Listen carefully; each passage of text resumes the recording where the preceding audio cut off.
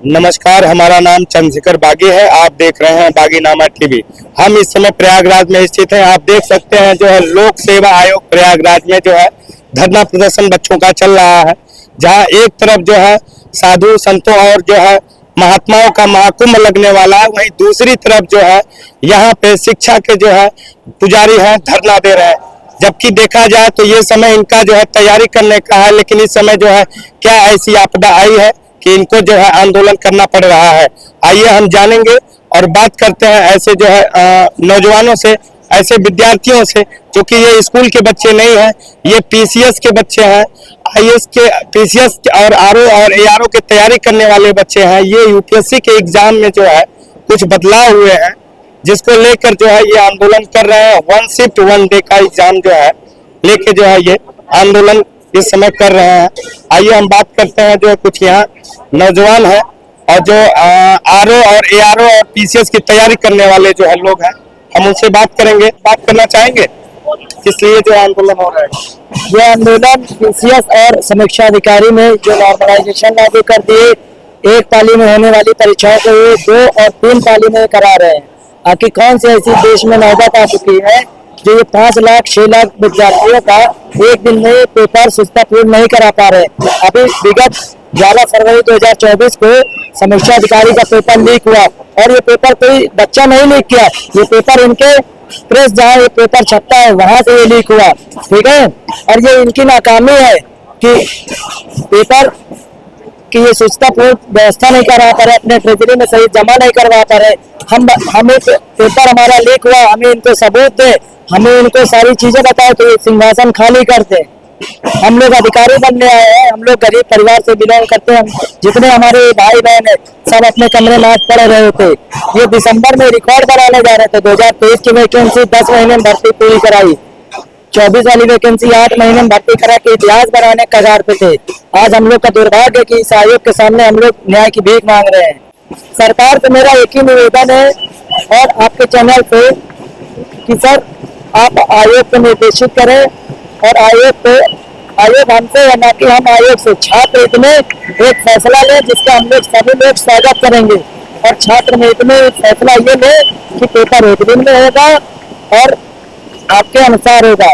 हम ये नहीं करें कि हमको पेपर ला के दे दीजिए। इनकी पारदर्शिता तो इतनी है कि 150 क्वेश्चन में हर बार 130 क्वेश्चन में मान लीजिए सही कर पाते, 20 क्वेश्चन हर बार ही गलत करते हैं।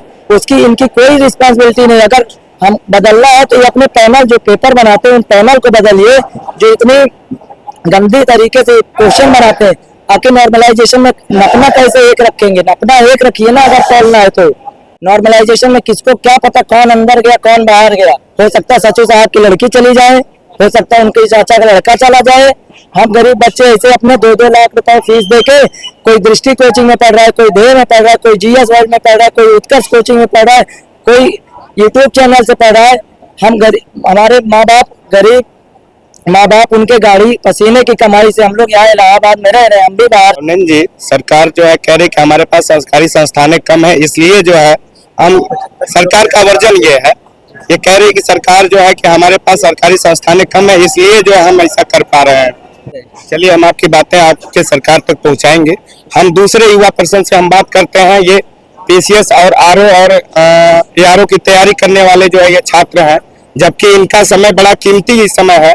इस समय जो है इनका तैयारियों के करने का समय है, जबकि ये आंदोलन इस समय कर रहे हैं। क्या है आपका बताइए, मुद्दा क्या है, क्यों आंदोलन हो रहा है, आपकी मांग क्या है? सर मुद्दा यही है हमारा कि जो हमारा परीक्षा है वो एक शिफ्ट में होना चाहिए। हम 1 साल से इंतजार कर रहे हैं, इसीलिए आयोग को यही करना था तो उसने हमें इतना इंतजार क्यों कराया सर, ये बताइए। हमने प्रयास किया, इन्होंने नोटिफिकेशन निकालते हैं दिसंबर में सर 2023 में, और हमारा पीटी का डेट था सर 17 मार्च को। 17 मार्च से सर ये जुलाई में ले जाते हैं, जुलाई से अक्टूबर में ले जाते हैं और अक्टूबर के बाद ले जाते हैं दिसंबर में, और उसके बाद ये नया हमारे पे सुगल पे छोड़ देते हैं कि हम 2 शिफ्ट में एग्जाम कराएंगे। सर अगर उत्तर प्रदेश की सर ये सबसे प्रतिष्ठित परीक्षा है, अगर ये 2 शिफ्ट में होगी तो हम कैसे कह सकते हैं सर कि कौन अंदर होगा कौन बाहर होगा? नॉर्मलाइजेशन के मापदंड क्या है सर, ये बताइए। इसमें किस आधार पर लगाएं, कौन सा क्वेश्चन पेपर कठिन आया, कौन सा सरल आया, ये बताइए। और हम आयोग पे सर इसलिए विश्वास नहीं कर सकते सर लगातार आयोग की खामियां हमारे सामने आ रही है सर। पीसीएस जे की पेपर कराता है, कॉपियां बदल दी जाती है सर मेंस की। यहाँ बताइए कैसे हम कर सकते हैं? इनका पेपर लीक हो जाता है आयोग का, और आयोग मानने को तैयार नहीं होता है सर। अभी तक आयोग की आप ये देखिए सर, हट कितना है, आयोग ने अभी तक ये स्वीकार नहीं किया है कि उसका आरओ का पेपर लीक हुआ था सर। अभी ये मानने को आयोग तैयार नहीं, कोई नोटिस नहीं निकाला आयोग ने सर। तो अब हम बताइए, गरीब बच्चे हैं सर, हम कैसे करेंगे? हमारे पास 70-80 लाख रुपए नहीं है जो हम पैसा देके इस आयोग में चले जाए। हम मेहनत से करके आए सर, और यही एक सपना पूरा करने की हमने मेहनत की है सर, एक टाइम खर्च किया है, और आयोग ने आज हमें ऐसी विषम परिस्थिति लाके खड़ा कर दिया है सर। हमारे पास तो यहाँ दूसरा ऑप्शन नहीं है, या तो संघर्ष है या शहीद हो जाएंगे इस संघर्ष में हम, लेकिन हम पीछे हटने वाले नहीं है। क्या नाम है आपका? सर उमेश पाल सिंह। क्या करते हैं सर तैयारी। पिताजी? क्या करते हैं आप? सर किसान हैं। आप किसान परिवार से हैं? जी सर। और सर मैं आपको बताता हूँ, मैंने 2023 का पीसीएस का प्री दिया। जब आंसर किया आयोग की सर, तो जब मैंने मिलाया आके तो मेरा 111 क्वेश्चन सही हो रहा था। आयोग आंसर की निकालता है सर तो मेरा 105 सही होता है। जब फाइनल आंसर की निकालता है और अभी जो नंबर देता है तो मात्र मेरा 97 क्वेश्चन सही होता है। बताइए, इतना बड़ा अंतर आ रहा है। 10-10 क्वेश्चन ये लोग हटा दे रहा है। ये कभी सही पेपर नहीं बनाते हैं सर। इनके हर पेपर में 10 से 15 क्वेश्चन गलत होते हैं। ये आयोग कहते हैं हमने विशेषज्ञों की टीम गठित की है सर। ये 150 क्वेश्चन ऐसे नहीं बना सकते जो विदाउट एरर हो। यहाँ इतने स्टूडेंट, अगर कोई स्टूडेंट भी होना सर, तो वो भी ऐसा पेपर बना देगा जिसमें एक गलती नहीं होगी। कहीं यूपीएससी नहीं बनाता है, आधा स्टेट नहीं बनाते हैं। बिहार को ये पिछड़ा कहते हैं कि बिहार पिछड़ा है। बताइए, बिहार का पेपर में कोई त्रुटि नहीं आती। बिहार का सर फॉर्म पड़ा है इस समय 5.5 लाख फॉर्म पड़े हैं। बिहार एक शिफ्ट में एग्जाम करा रहा है। इनके पास मशीनें नहीं है क्या? इनके पास मशीनें नहीं है। हमारे उत्तर प्रदेश में 75 डिस्ट्रिक्ट है सर, इन्होंने मात्र 41 डिस्ट्रिक्ट में सेंटर बनाया। लगभग 34 डिस्ट्रिक्ट बसते हैं सर। क्या वो सरकारी प्रशासनिक मशीन में नहीं आते हैं? वहां पर डीएम नहीं है? बस सरकार का नियंत्रण नहीं है क्या? वहां की सरकारी मशीनें फेलियर है क्या? अगर हमारी सरकारी मशीनें फेलियर तो इतना क्यों खर्च कर रही है गवर्नमेंट? फिर अपने उनके डिस्ट्रिक्ट में नहीं आते यूपी में, ये बताइए। अगर 75 के 75 डिस्ट्रिक्ट बना दे, इनकी सबसे हेड है, ये दिखा रहा है स्टूडेंट को कि हम नहीं कराएंगे। आप बताइए सर, सारे डिस्ट्रिक्ट हैं, सारे डिस्ट्रिक्ट के सरकारी कॉलेज हैं, महाविद्यालय हैं, उन सब में अगर सेंटर बना दिए जाए तो हमारा पेपर आसानी से हो जाएगा। कोई बड़ी बात थोड़ी है। ये कह रहे हैं हमारे पास सरकारी संस्थानें कम है इसलिए हमने ऐसा किया है। सर ये बताइए आप मुझे, सरकारी सर ऐसे आप रेंज बढ़ाइए, गवर्नमेंट को रेंज बढ़ाना चाहिए। अपने गवर्नमेंट की फेलियर है, अपने प्रशासन का फेलियर ही बता रहे हैं, दिखा रहे हैं कि नहीं, एक सेकंड हम बता रहे 75 जिले हैं जो सरकार ने एसओपी बनाया है। जो सरकार ने एसओपी बनाया है उसमें सारे एडेड विद्यालय हैं, सारे मेडिकल कॉलेज हैं, सारे इंजीनियरिंग कॉलेज हैं, यहाँ तक कि इवन सेंट्रल और स्टेट की यूनिवर्सिटियां सभी हैं। उन सबों को अगर मिला दिया जाए तो 20,000 से ज्यादा संख्या ही नहीं हो जाती उत्तर प्रदेश में। यूपी पुलिस में सर उन्होंने हाँ, उत्तर प्रदेश में इतनी हो जाती है। जब इतना हो जाता है तो ये बताइए, आप करा नहीं सकते हैं पेपर? 41 जिले में भी कराया जा सकता है, लेकिन one nation one election one ration card, ये सब पॉलिसी ला सकते हैं। ये चीज क्यों नहीं कर सकते? अगर आप 34 जिलों में सेंटर नहीं बना रहे हैं तो क्या आप ये मान रहे हैं कि वहाँ पर कोई भी क्रेडिबल संस्था है नहीं सरकार की? तो अपने आप में सवालिया निशान है। क्या बेवकूफी बड़ा जवाब आयोग का कि 34 जिलों में हमारे पास राजकीय इंटर कॉलेज नहीं है, गवर्नमेंट इंटर कॉलेज नहीं है, कोई केपीज नहीं है, कोई मतलब कोई यूनिवर्सिटीज नहीं है, तो गवर्नमेंट फेलियर है सर। आप आयोग अपनी कमियों को छुपाने के लिए 34 जिलों में कह रहा है कि राजकीय इंटर कॉलेज ही नहीं है। मजाक है ये, सरकार के सवालिया निशान है। सरकार को खुद जवाब देना चाहिए कि 34 जिलों में क्या एक भी संस्था ऐसी नहीं है जहाँ पर कोई भी सरकारी एग्जाम हो पाए?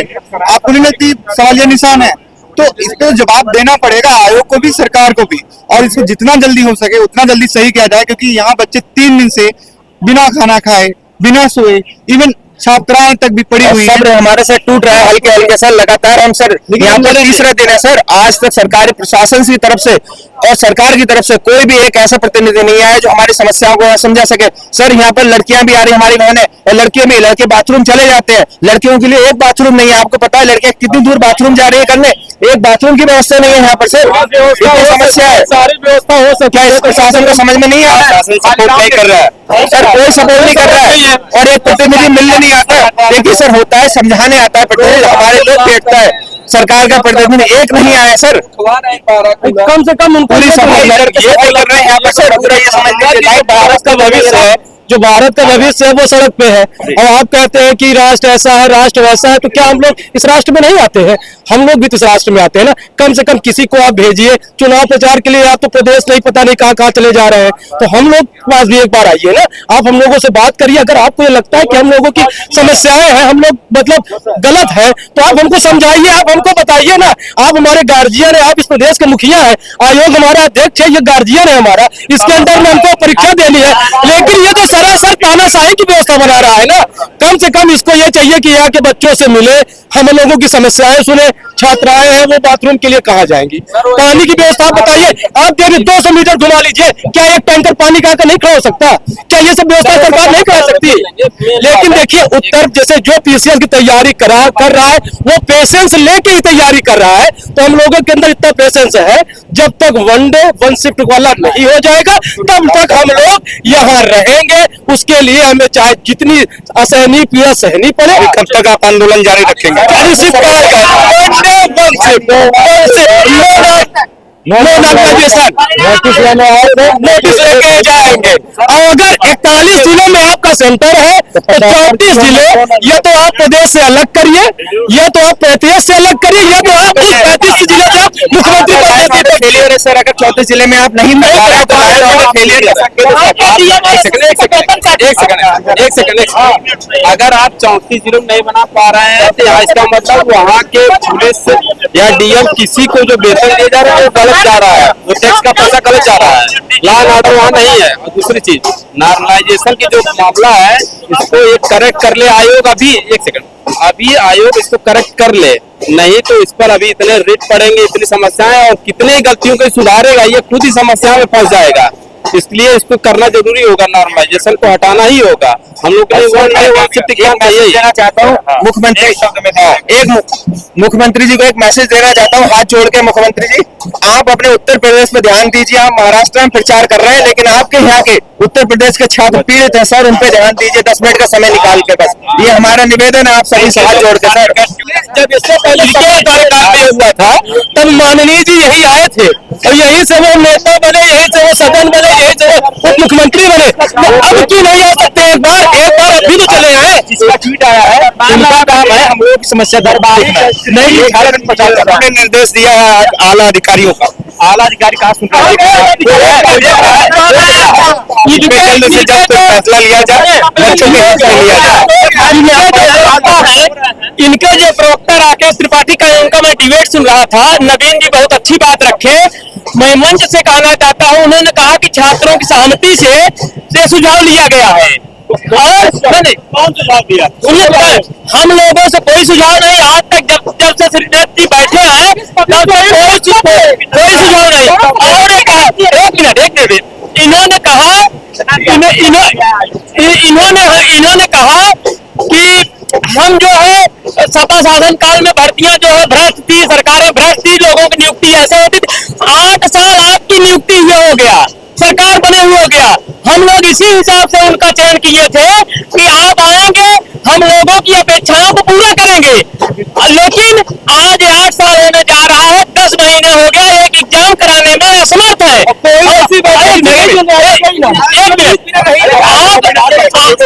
आपको मैं बताना चाहता हूँ राकेश त्रिपाठी जी, मैं मंच से बताना चाहता हूँ, यही आयोग, यही बच्चे किसान के बच्चे हैं, यही से निर्णायक होगा। ये सरकार यही से चली जाएगी। मैं लिखित कह रहा हूँ कि दूसरी सरकार कौमें हमेशा इंतजार नहीं करती। यही से आने वाले अगर ये नहीं ये नारा बदलते हैं 2 दिन के अंदर 8 विधानसभाओं में जो चुनाव होने वाला है, हम लोग यहीं से साइकिल यात्रा निकालेंगे, आयोग का बैलेट पेपर लगा के सब कुछ लगा के यहीं से निकालेंगे, पूरा 8 विधानसभा में घूमने का प्रचार करेंगे। देखिए यहाँ पे जो है जितने भी छात्र हैं सभी लोग आक्रोशित हैं, और हम चाहेंगे कि जो है कि अपनी मांग रखे। मांग क्या उनको मांग बताया।